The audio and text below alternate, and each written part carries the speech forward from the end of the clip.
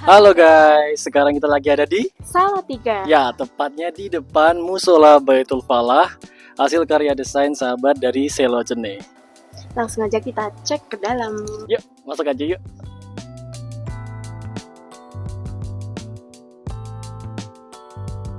Oke, sampai bagian depan dari musola ini dan kita langsung disambut sama Di sini ada ide yang disusun pakai gentong tanah liat secara horizontal dari bawah sampai atas.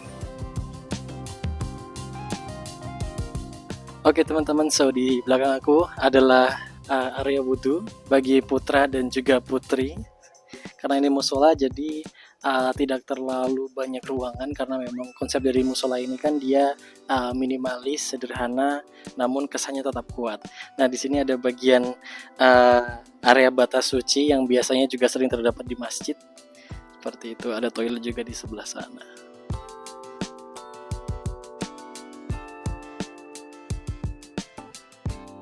Oke teman-teman, sekarang aku udah berada di dalam Musola Baitul Falah dan di sini ada teman-teman kita dari arsitek R3 Studio dan juga ahli sipilnya. Oke, yang pertama kita kenalan dulu sama Mas, siapa namanya Mas? Halo, aku Ibra. Roni.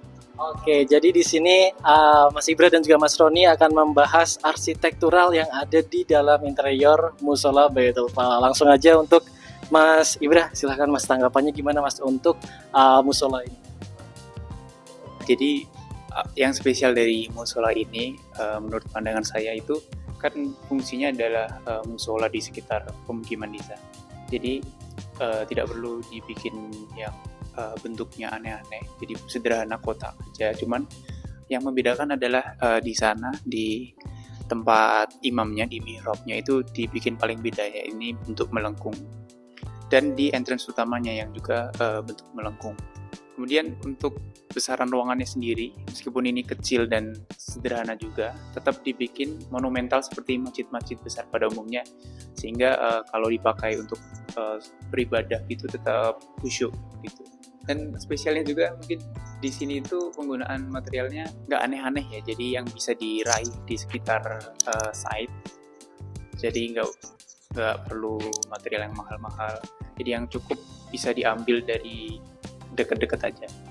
Elemen spesial di masjid ini mungkin bisa dilihat dari yang melayang itu. Jadi alih-alih dibikin lurus aja untuk menyembunyikan toren, si arsitek mungkin mempunyai ide yang lumayan out of the box juga. Jadi biar ada fungsi estetikanya sendiri gitu. Jadi kira-kira bahannya apa ya Mas kalau kayak gitu? Kan melengkung, susah juga kan kelihatannya konstruksi.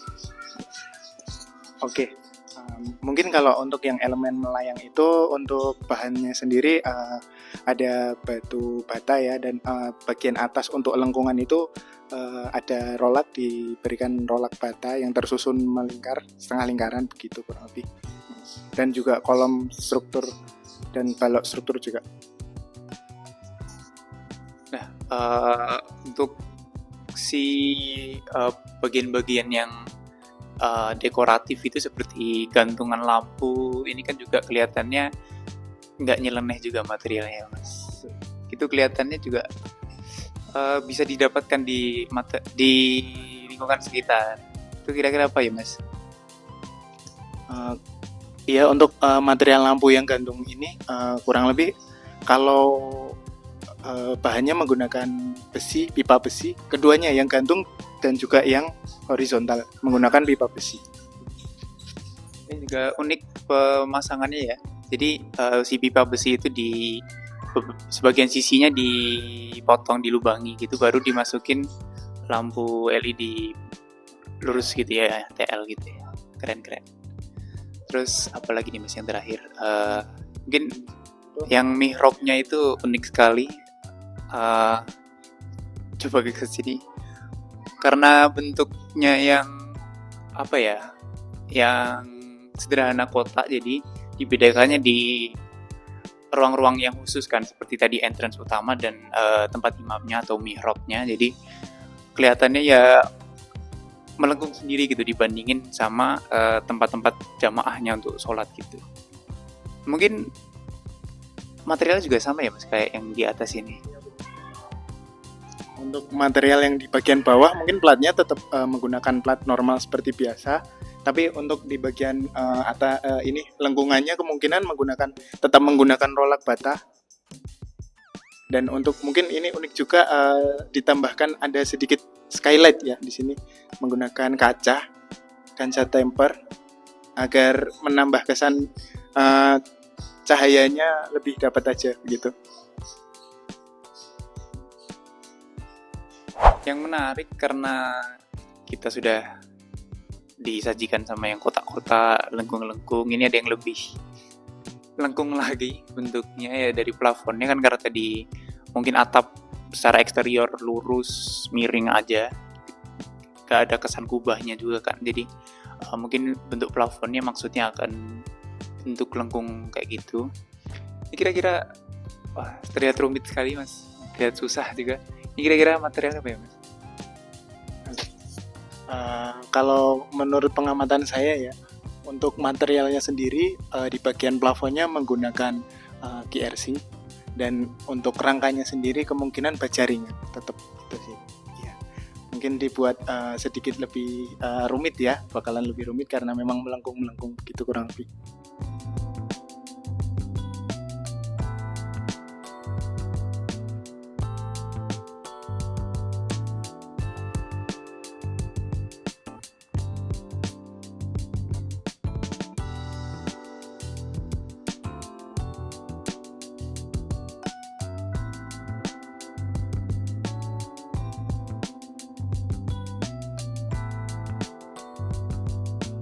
Oke teman-teman, kita baru aja selesai bahas Mushola Baitul Falah dan sekarang kita akan lanjut ke destinasi selanjutnya. Ya betul. Oke, penasaran? Langsung aja stay tune di video kita nanti ya. See ya. Bye.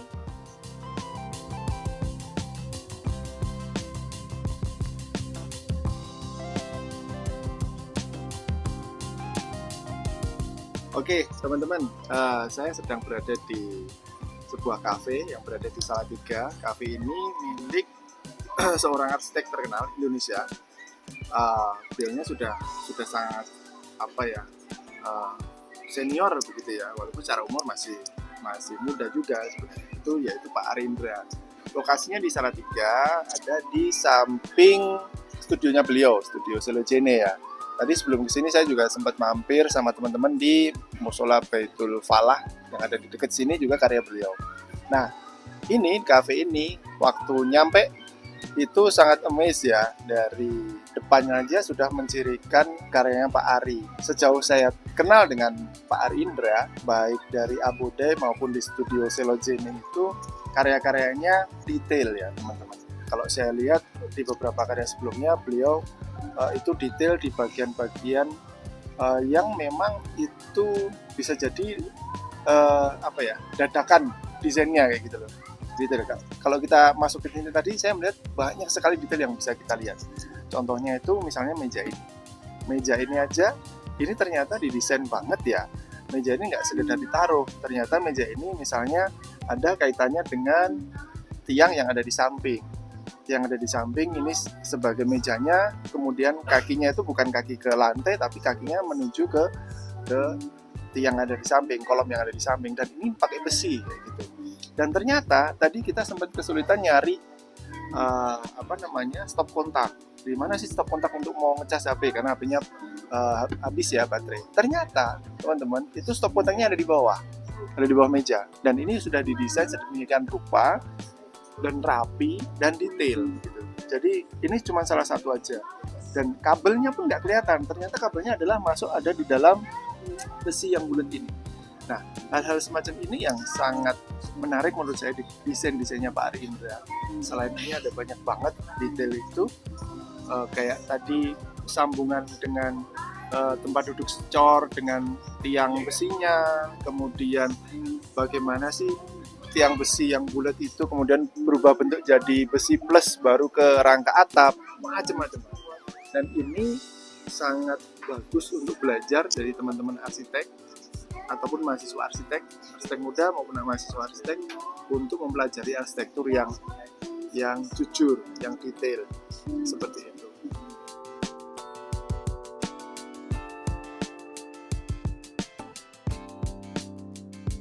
Jadi feel-nya menurut saya ketika masuk ke cafe ini, beliau tetap mempertahankan dari segi bangunan dan alam.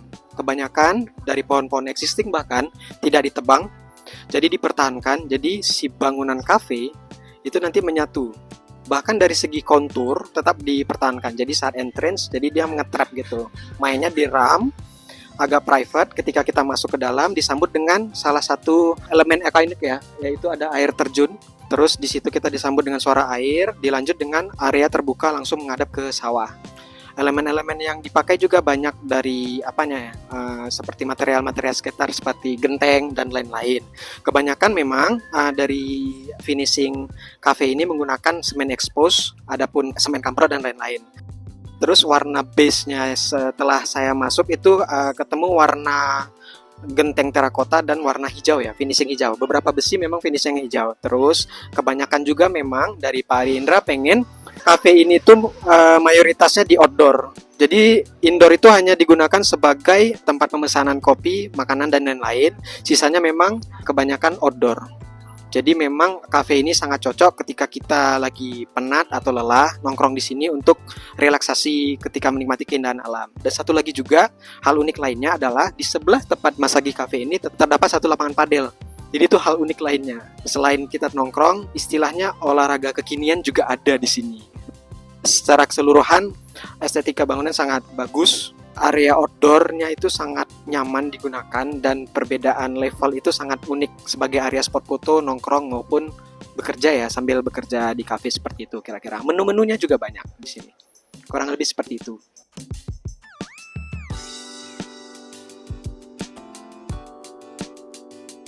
Di cafe ini merupakan arsitektur lores atau dengan bangunan di mana kebanyakan adalah bangunan horizontal dibandingkan vertikalnya.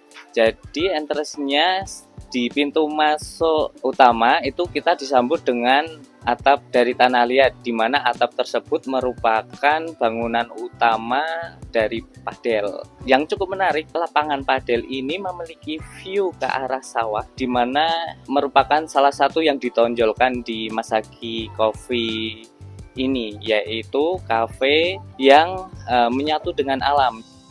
Ada 3 bangunan utama. Yang pertama bangunan indoor, di mana memiliki bukaan-bukaan dengan kaca lebar yang berfungsi untuk melihat ke arah luar, di mana di area luar itu terbentang luas area persawahan seperti itu. Untuk material yang digunakan secara garis besar itu adalah menggunakan material besi, untuk atapnya menggunakan atap genteng tanah liat, dan juga struktur memakai baja dan beton expose seperti itu.